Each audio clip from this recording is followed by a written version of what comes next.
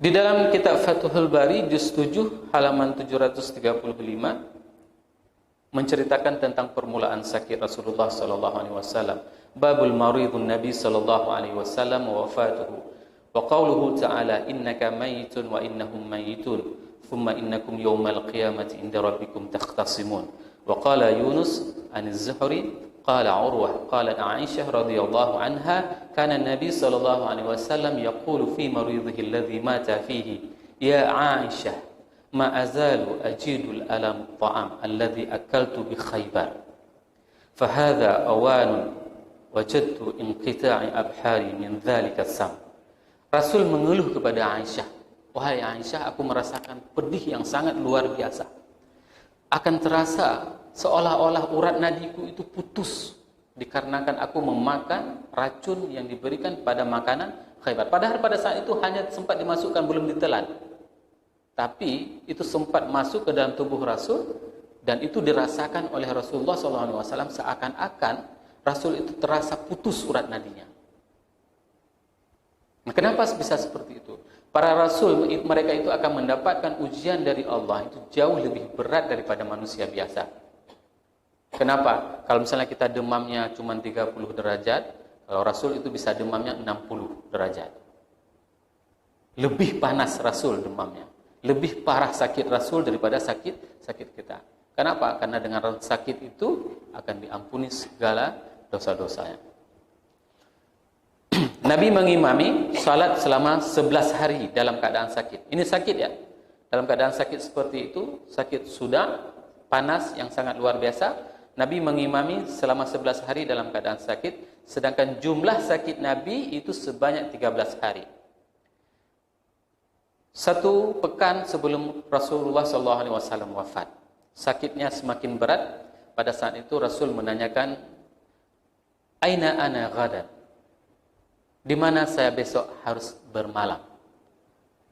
Ini contoh bagi bapak-bapak ibu, bagi bapak-bapak yang berpoligami. Ya, belajar dari Rasul. Kalau ada yang berpoligami di sini ya. Rasul menanyakan di mana jatah nginapnya. Aina anal ghadan? Di mana saya besok menginapnya? Nah, banyak orang di antara kita, ya, nauzubillah misalnya, dia berpoligami, dia melupakan istri pertama dikarenakan terlalu cinta dengan istri kedua. Rasul tidak seperti itu. Rasul membagi semua malamnya itu secara adil. Dan ini diabadikan di dalam Sahih Bukhari. Bahwasanya beliau menanyakan, Aina ana ghadan? Di mana jatah saya bermalam besok? Pada saat itu para istri Nabi semuanya bermusyawarah dan mereka memberikan malam-malam Rasul untuk selanjutnya itu kepada Ibunda Aisyah. Inilah sebuah kekompakan yang ditunjukkan oleh para ummahatul mukminin. 5 hari menjelang Rasul wafat, tepatnya hari Rabu, Rasul meminta 7 sab'atul qarb, yaitu 7 kantong air kambing, ya, 7 kantong air yang terbuat dari kantong kambing, dari kulit kambing. Ini sebuah pelajaran penting kepada kita karena memang dalam sejarah hadaratul Islam kita diajarkan untuk tidak pernah menggunakan plastik. Karena tingkat polusi dan tingkat kerusakan yang akan dialami saat kita menggunakan plastik itu sungguh luar biasa. Belajar dari pengalaman kehidupan Rasulullah, semua tempat air itu menggunakan kulit kambing. Dan Rasul pada saat sakit demam berat itu meminta 7 kantong kambing untuk disirami. Begitulah panasnya Rasulullah SAW. Ketika beliau merasa enak, ya, pada saat salat zuhur, beliau itu keluar dan salat. Setelah salat beliau itu berkhutbah. Apa isi khutbahnya? La'anatullahu 'alal yahudi wan nasara ittakhadhu qubur anbiya'ihim masjidan. Rasul berkhutbah pada saat itu mengatakan bahwasanya dilaknat orang-orang Yahudi dan orang-orang Nasrani, mereka menjadikan kubur nabi mereka itu sebagai masjid. Ya. Nanti ini pembahasannya panjang, bukan di sini, kita hanya ingin menceritakan apa isi khutbah Rasulullah SAW.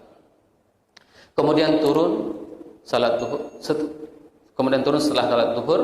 setelah salat zuhur, Rasul kembali naik lagi ke atas mimbar. Setelah salat zuhur kembali naik atas mimbar dan kemudian Rasul berkhutbah kembali. Di antara isi khutbahnya itu adalah Rasul mewasiatkan kepada orang-orang Ansar. Ini kelebihan orang-orang Ansar, Bapak Ibu jemaah yang dirahmati Allah. Rasul mengibaratkan orang-orang Ansar itu adalah seperti garam di dalam hal makanan. Makanan itu tidak akan pernah sempurna kalau seandainya tidak dibubuhkan garam. Jadi Bapak Ibu jangan khawatir makan garam seperti yang dianjurkan oleh beberapa medis untuk tidak mengkonsumsi garam, ya. Ada diet garam misalnya seperti itu. Rasul sendiri mengibaratkan Ansar itu ibaratnya apa? Ibarat garam di dalam makanan. Kenapa bisa seperti itu? Karena apa? Karena mereka itu merelakan harta, jiwa dan semuanya untuk Rasulullah. Nahnu nuhibbu ma akhazta minna. Itu kata Sa'ad. Wahai Rasulullah, engkau jangan pernah mengkhawatirkan tentang komitmen kami kepadamu. Apa yang engkau ambil dari kami, itu lebih kami cintai. Mimma tarak. Daripada apa yang engkau tinggalkan. Hilang semua harta Ansar. Ya. Semua mereka korbankan untuk Rasulullah. Bahkan di dalam perang Hunain. Ya. Dalam perang Hunain, itu di saat difitnah orang-orang Ansar oleh orang-orang munafik. Pada saat itu mereka sudah dibagikan ghanimah, harta peperangan perang.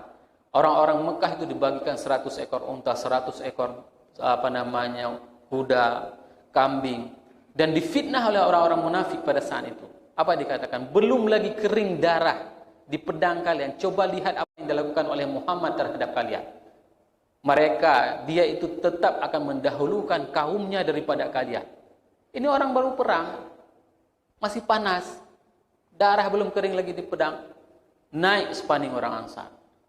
Sehingga terjadilah pembicaraan di kalangan orang Ansar itu, bahwasanya Rasul tidak adil, Rasul tega, bagi harta warisan nggak betul. Apa yang terjadi? Dikumpulkanlah semua orang-orang Ansar dalam suatu lembah oleh Rasulullah. Pada saat itu Rasul mengatakan bahwasanya setelah Rasul berkhutbah memuji Allah dan berselawat, beliau mendengarkan bahwasanya aku telah mendengarkan apa yang kalian ucapkan. Bahwasanya kalian tidak rela dengan pembagian harta warisan tersebut.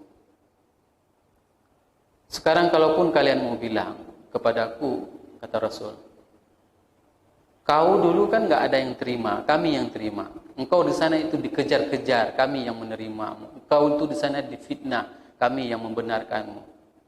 Seperti itu dikatakan oleh Rasul. Katakan seperti itu, aku akan mengiyakan. Nah, pada saat itu mereka tidak akan mau mengatakannya. Orang-orang Ansar mereka tidak mau mengatakan seperti itu.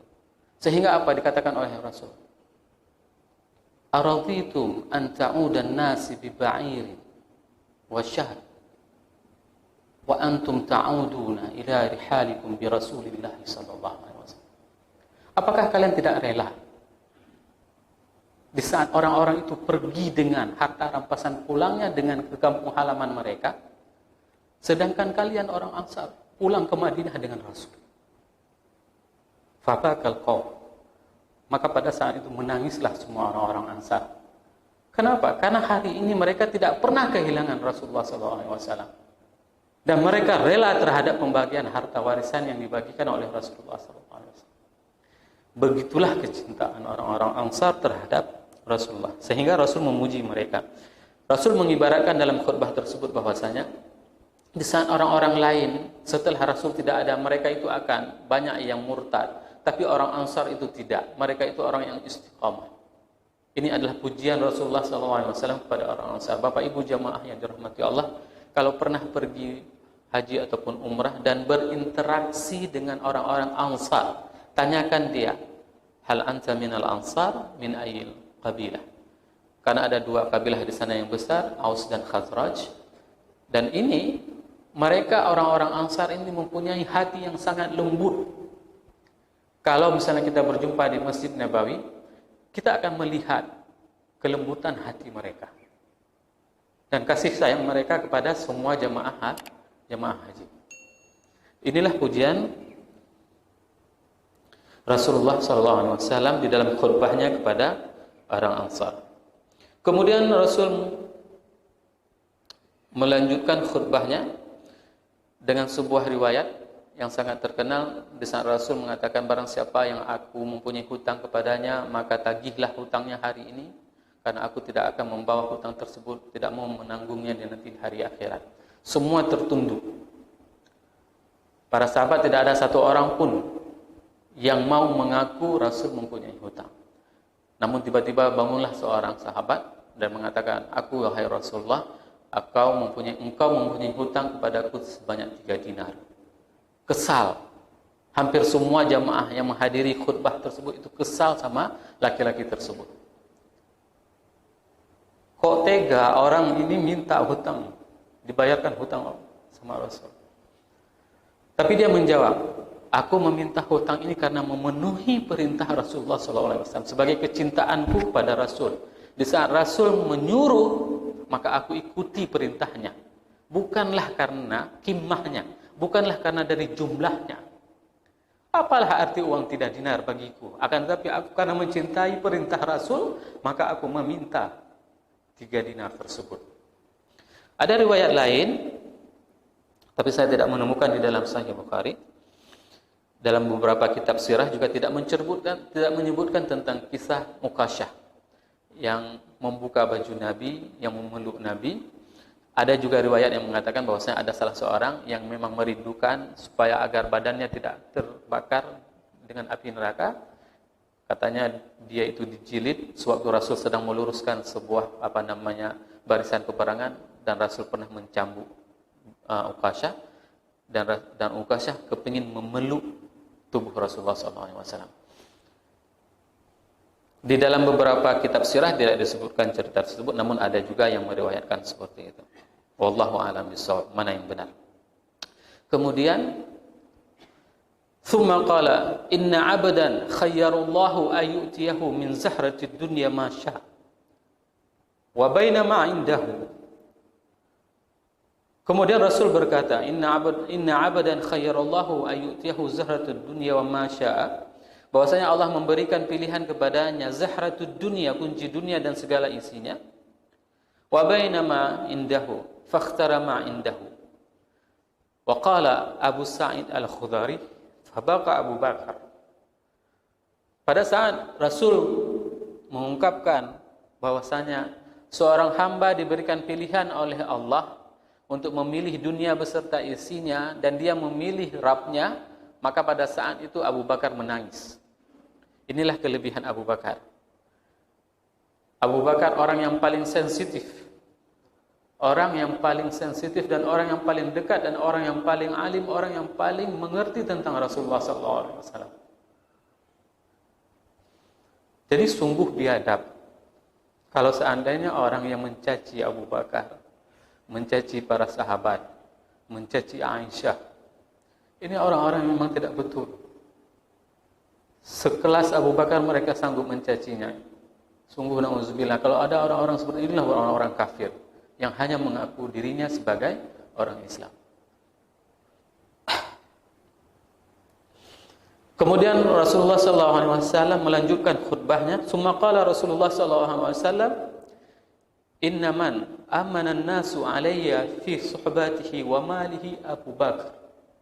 Dan orang yang paling beriman kepadaku, harta keluarganya itu adalah Abu Bakar. Ini adalah ungkapan Rasulullah SAW kepada Abu Bakar. Tidak ada manusia, siapapun di atas muka bumi ini, kalau kita ingin menyatukan tingkat keimanan semua penduduk makhluk bumi, mulai dari setelah Abu Bakar, ya, dengan seluruh penduduk bumi sampai dengan hari akhirat, tidak ada setara keimanannya dengan keimanan Abu Bakar. Beginilah hebatnya Abu Bakar. Lau kuntu muttakhidan khalilan latakhaztu Abu Bakran khalilan. Kalau seandainya aku diberikan pilihan oleh Allah untuk memilih kekasih, maka aku akan memilih Abu Bakar sebagai kekasih. Walakin ikhwatul Islam wa mawaddatuhu, akan tetapi Islam ini adalah persaudaraannya yang sangat luar biasa. Sehingga apa? Dapat dilihat bagaimana kekuatan umat Islam ini dengan bersaudaranya. Dan pada saat itu Rasul menyuruh tutup semua pintu Karena kalau misalnya seperti ini posisi Masjid Nabawi, di sebelah kanan saya ini ada rumahnya Rasul beserta para istri-istrinya, al-hujarat, kamar-kamar saja. Ada rumah Ali, dan di sebelah sisi ini semua dikelilingi dengan rumah sahabat. Jadi para sahabat itu memang cerdas sekali. Begitu melihat Rasul itu, mereka bisa melihat ada semacam jendela kecil untuk mengintip. Ada pintu yang bisa langsung terobos ke Masjid Nabi. Pada saat itu Rasul mengatakan saddul bab, tutup semua pintu illa bab Abu Bakar, kecuali pintu rumah Abu Bakar. Ini merupakan sebuah isyarat, Bapak Ibu jemaah yang dirahmati Allah. Isyarat kepada kita semuanya bahwasanya estafet kepemimpinan itu dipimpin oleh Abu Bakar. Dan ini yang diperintahkan oleh Rasulullah SAW. Hari keempat menjelang Rasul wafat, mewasiatkan untuk berpegang teguh kepada Al-Quran dan hadis, ya, berwasiat untuk mengeluarkan orang-orang Yahudi dan orang-orang Nasrani dan orang-orang musyrik dari Jazirah Arab, ya, mendukung kepemimpinan Usamah bin Zaid. Ya. Usamah itu salah seorang panglima perang yang diutus oleh Rasulullah SAW. Dan banyak terjadi perdebatan, istilahnya ada bisik-bisikan, sehingga Rasul sendiri mewasiatkan bahwasanya Usamah harus didukung dalam ekspedisi Futuhul Islam. Dan Nabi mengimami salat maghrib dengan membaca hari itu, ya, hari keempat Nabi terakhir mengimami salat, yaitu salat maghrib membaca surat wal urwatil urfa wal mursalatil urfa. Salat terakhir yang diimami oleh baginda Rasulullah SAW. Salat Isya, Nabi tidak lagi nampak. Pada saat itu Nabi sudah sangat berat sakitnya. Dan saat disiram, pada saat itu Nabi menanya, Asallun nas, apakah orang-orang sudah salat? Belum, kata Aisyah. Mereka belum salat, masih menunggumu, hai Rasulullah. Pingsan lagi. Disiram lagi oleh Bunda Aisyah. Terbangun lagi, tanya, apa udah salat manusia? Belum. Sampai 3 kali. Pingsan, dibangunin dengan air, pingsan lagi. 3 kali Rasul pingsan. Pada saat itu Rasulullah SAW meminta Abu Bakar untuk menjadi imam. Dan Abu Bakar menjadi imam salat selama 17 waktu salat semasa hidup Nabi Muhammad SAW. Nabi tidak pernah salat, ya, di belakang manusia kecuali di belakang Abu Bakar dan di belakang Jibril di waktu diajarkan. Hanya 2 kali momen Nabi salat di belakang menjadi makmum. Nah, hari Sabtu 2 hari menjelang wafat, Nabi keluar salat zuhur, ya. Pada saat itu para jamaah semuanya, para sahabat sedang siap-siap mau salat. Nabi keluar salat zuhur, mau salat zuhur, Abu Bakar mundur. Pada saat itu Rasul memberikan isyarat untuk suruh maju Abu Bakar tetap menjadi imam. Nah, 1 hari menjelang wafat, ya, beliau membebaskan budak-budaknya, bersedekah 7 dinar dan menghibahkan semua peralatan perangnya kepada sahabat. Ini penting sekali Bapak Ibu jemaah yang dirahmati Allah. Ya. Kita untuk membuat kebaikan menjelang meninggal kita. Cuman sayangnya kita tidak tahu kapan meninggal.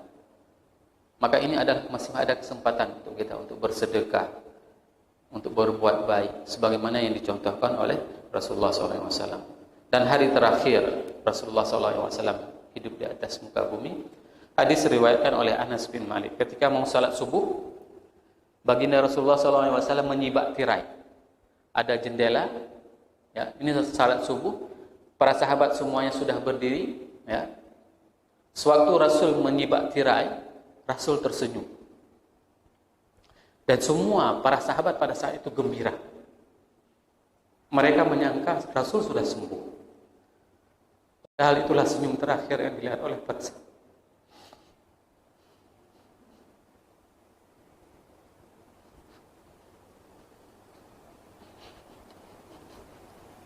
Itu adalah senyum terakhir yang dilihat oleh sahabat. Dan setelah itu mereka tidak pernah lagi melihat senyum itu.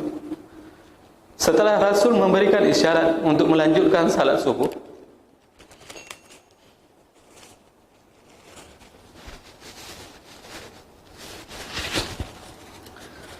Setelah itu Rasul melanjutkan memberikan isyarat untuk salat subuh yang diimami oleh Abu Bakar, dan para sahabat juga salat subuh pada saat itu dengan diimami oleh Rasulullah, oleh Abu Bakar. Pada waktu masuk salat duha,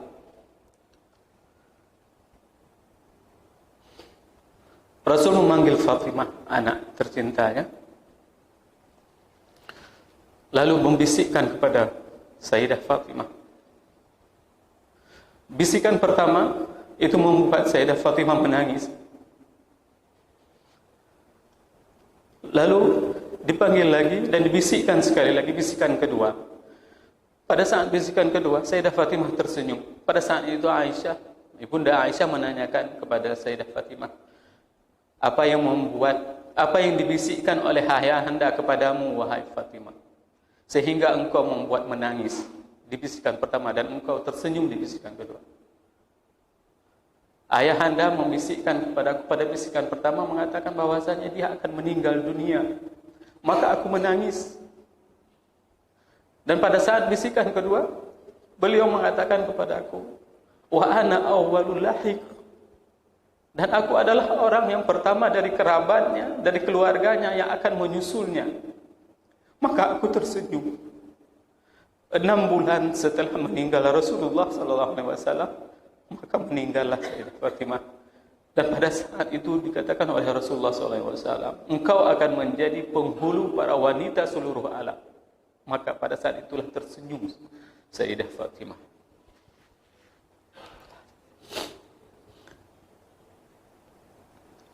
Lalu Rasul bersabda, pada saat itu melihat Rasul yang sangat sakit, sakaratul maut, wai karbaki ya Aba. Fatimah mengatakan kepada Rasulullah, sungguh besar penderitaanmu wahai ayahanda. Dan pada saat itu Rasul mengatakan kepada anandanya, laisa ala abik karbun ba'dal yaum, tidak akan ada lagi kesusahan, tidak akan ada lagi kesengsaraan bagi ayahmu wahai anakku setelah hari ini. Ini yang dikatakan oleh Rasulullah SAW kepada Fatimah. Pada saat itu masuk Abdurrahman bin Abu Bakar dan sedang memegang siwak. Dan pada saat itu Rasul melihat Abdurrahman memegang siwak, dan Aisyah menanyakan, apakah engkau mau bersiwak? Beliau mengangguk, lalu mengambil Aisyah mengambil siwak tersebut dan dilembutkan dengan giginya. Setelah dilembutkan dengan giginya, maka Sayyidah Aisyah memberikan kepada Rasul, dan pada saat itu Rasul berkata, ma'al ladzina an'amta 'alaihim minan nabiyyin was-siddiqin wasyuhada'i was-salihin. Allahumma ighfirli warhamni wa alhiqni bi rafiqil a'la. Allahumma rafiqil a'la. 12 Rabiul Awal tahun 11 Hijrah. Makhluk yang paling mulia di atas muka bumi diambil oleh Allah. Inilah akhir perjalanan daripada kehidupan Rasulullah SAW. Pada saat itu Anas bin Malik menceritakan bahwa saya tidak pernah aku melihat kegalauan, kesedihan yang menyelimuti seluruh kota Madinah. Tangisan itu penuh dengan kota Madinah. Semua membuat kelam kota Madinah. Dikarenakan apa? Dikarenakan orang yang paling mereka cintai itu telah tiada. Ini adalah sebuah kejadian pasti yang diungkapkan di dalam Al-Quran, dan apa yang bisa kita ambil pelajarannya kepada kita. Rasul mengingatkan kepada kita berulang kali dan memberikan kepada kita ajaran agamanya. Agar apa? Agar kita tidak sesat. Rasul tidak kepingin umatnya itu dimasukkan ke dalam api neraka. Sehingga kita diberikan berbagai macam amalan-amalan. Salah satu contohnya adalah Ramadan. Ini adalah kesempatan kepada kita. Nanti malam adalah malam 29. Malam besok adalah malam 30. Jangan sampai malam 30 itu sudah tidak ada lagi orang. Dan itu bukan untuk Rasulullah. Itu untuk kita semuanya. Amal-amal itu adalah persiapan untuk kita. Agar kita menjadi khaira ummatin ukhrijat linnas. Ta'muruna bil ma'ruf wa tanhauna 'anil munkar. Rasul tidak tega Rasul tidak tega kita itu dimasukkan ke dalam api neraka.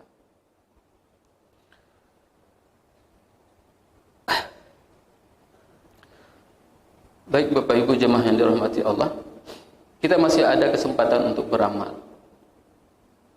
Nanti malam ada orang yang berinfak. Di sini ada sekitar 400 orang yang berbuka puasa. Tadi sudah konfirmasi ke saya ada 100 nasi yang disedekahkan untuk berbuka. Mudah-mudahan nanti ada lagi jemaah yang lain yang mau memberikan sumbangan untuk berbuka puasa. Karena ini pahalanya sungguh luar biasa. Saya berulang kali mengatakan, Ramadan itu memang, puasa itu memang sesuatu amal yang memang tidak pernah diberikan pahalanya, gambarannya oleh Allah. Deskripsi pahalanya itu tidak pernah digambarkan oleh Allah. Karena itu adalah big surprise, katanya. Kejutan yang sangat luar biasa. Nah, di saat kesempatan ini masih ada, kalau memang kita mampu untuk bersedekah 1 porsi nasi, sedekahlah 1 porsi. Kalau misalnya di luar Ramadan pahalanya itu adalah 10 kelipatan, maka di dalam Ramadan, di saat orang berbuka puasa dengan sedekah kita itu akan berlipat-lipat ganda. Seberapa mampu. Dan saya sangat luar biasa dengan antusias para jamaah yang bersedekah di sini. Sangat antusias. Sedih. Ada orang yang menyerahkan sedekah ke saya dengan amplop yang sangat lusuh, Bapak Ibu jemaah. Dengan uang yang di dalam amplop itu, uang yang memang sudah sangat lusuh juga. Mungkin itulah sedekah dia, kemampuan dia, 50.000. Ya. Tapi dia serahkan dengan sangat, dengan sangat senang dia serahkan kepada saya. Ustaz, ini ada sedekah dari saya. Begitulah spirit. Kita tidak mesti bersedekah banyak kalau kita memang tidak mampu. Semampu kita bersedekahlah, karena ini adalah salah satu amal yang nanti apabila kita meninggal, kalau kita seandainya kurang, kita akan minta hidup kembali untuk bersedekah. Laula akhartani ila ajalin qarib fa asaddaq. Kalau seandainya engkau berikan aku umur panjang, maka aku akan bersedekah. Maka di saat Allah masih memberikan kita umur panjang, kita masih ada 2 malam lagi, malam 29, malam 30, masih ada berbuka dengan sahur. Ini adalah kesempatan untuk kita semuanya untuk bisa berlomba-lomba di bulan yang penuh keberkahan ini. Subhanakallahumma wa bihamdika asyhadu an la ilaha illa anta astaghfiruka wa atubu ilaik. Wassalamualaikum warahmatullahi wabarakatuh.